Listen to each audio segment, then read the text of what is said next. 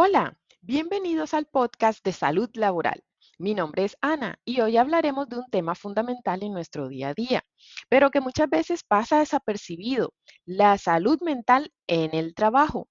¿Sabías que el estrés laboral puede afectar tu rendimiento, tu bienestar y hasta tu salud física? Hoy exploraremos por qué la salud mental es clave en el entorno laboral, qué dicen las normativas y qué herramientas existen para prevenir riesgos psicosociales.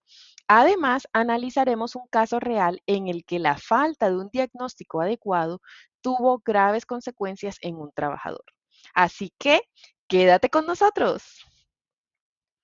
Para empezar, hablaremos de qué es la salud mental.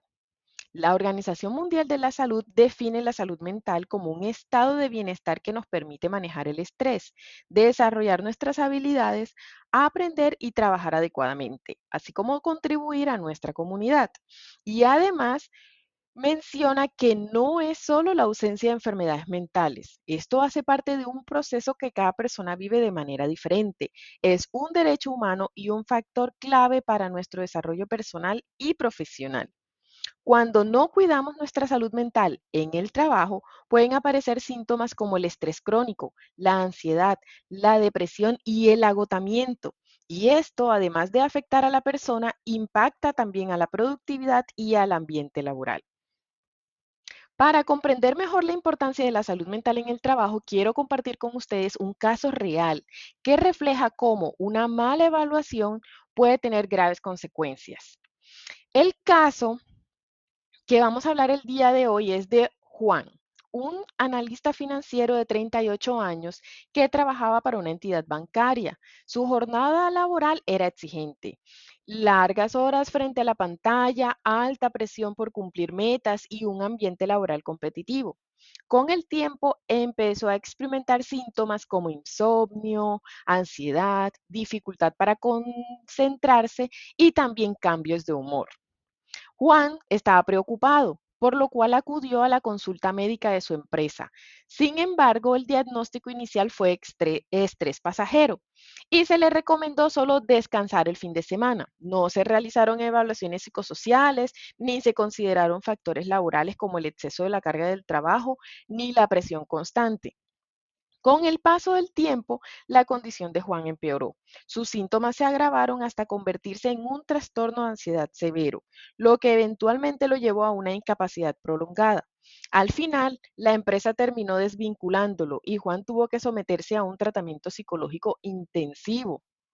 ¿Qué podemos ver en este caso? Fallas en la evaluación y el diagnóstico. Por ejemplo, la ausencia de un tamizaje psicosocial porque no se aplicaron herramientas como cuestionarios de factores psicosociales para determinar los signos de estrés laboral o la ansiedad. Hubo un diagnóstico erróneo porque se atribuyeron síntomas como la fatiga común y problemas de sueño, pero no se consideró el origen psicológico.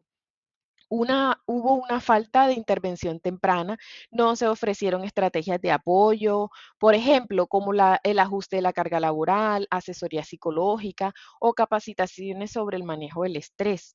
Además, se nota un desconocimiento del impacto organizacional, porque la empresa no contaba con medidas para prevenir o mitigar los riesgos psicosociales que pueden afectar a sus trabajadores.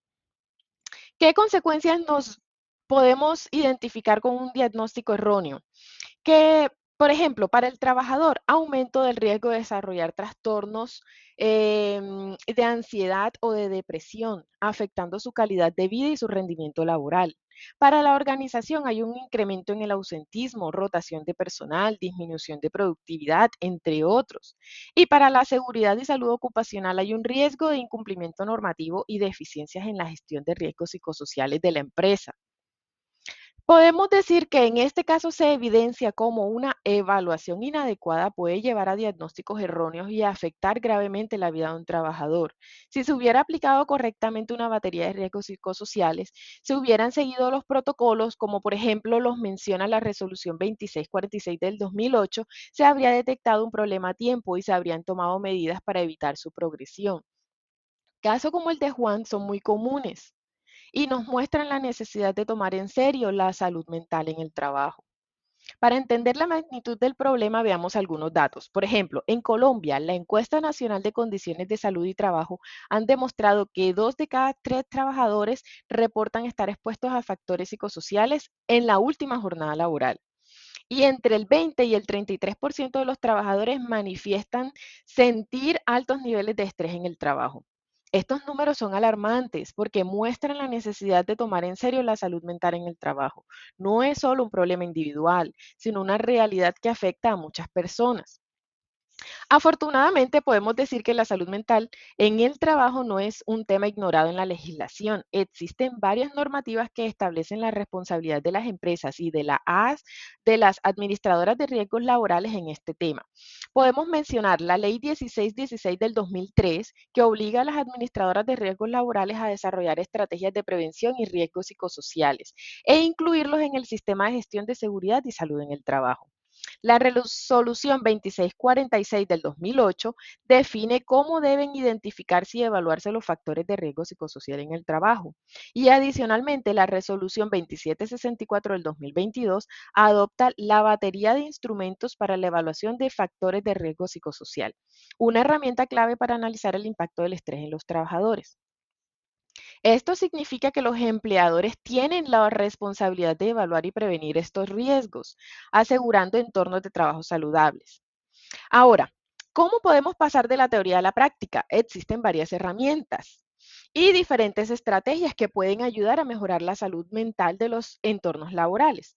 Está la batería de instrumentos que ya les mencioné para la evaluación de factores de riesgo psicosocial. Aquí encontramos una serie de herramientas validadas en el país que permiten medir la exposición de los trabajadores a factores de riesgo psicosocial. Esto ayuda a las empresas a diseñar planes de acción específicos. Adicionalmente, encontré una guía de la administradora de riesgos laborales SURA para la promoción de la salud mental. Esta guía incluye un paso a paso para la implementación de programas de salud en las empresas, desde identificar riesgos hasta crear planes de bienestar. Así como también hay acciones clave para mejorar la salud mental en el trabajo. Por ejemplo, fomentar espacios de diálogo y comunicación en el equipo, brindar capacitación sobre manejo del estrés y el bienestar emocional, garantizar las pausas activas y el balance entre la vida laboral y personal. Adicionalmente, puedo mencionar implementar evaluaciones psicológicas periódicas, brindar acceso y apoyo psicológico o capacitaciones sobre salud mental en el trabajo. Desarrollar políticas de prevención del estrés laboral, como por ejemplo regular las cargas de trabajo, promoción de ambientes laborales saludables.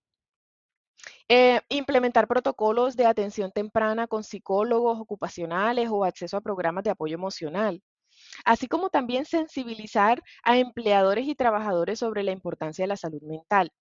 Me parece importante que las empresas tienen la oportunidad de coordinar con las administradoras de riesgos laborales el desarrollo de programas o estrategias para la promoción de hábitos saludables en materia de salud mental.